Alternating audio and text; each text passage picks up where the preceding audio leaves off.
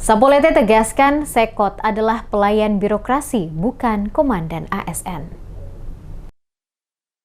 Roby Sapulete resmi mengemban amanah sebagai Sekretaris Kota atau Sekot Ambon setelah dilantik dan diambil sumpah jabatannya oleh Wali Kota Ambon pada Selasa 21 Juli 2026.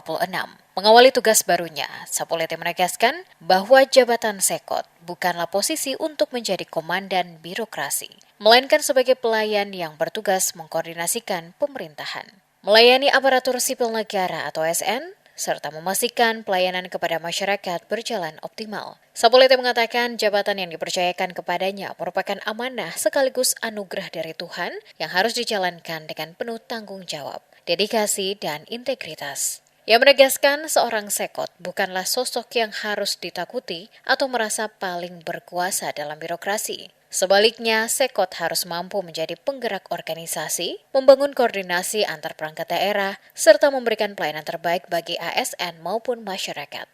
Bagi saya, dia bukan seorang komandan birokrasi, tapi dia hanya seorang hamba birokrasi. Bagi melayani pegawai dan melayani masyarakat.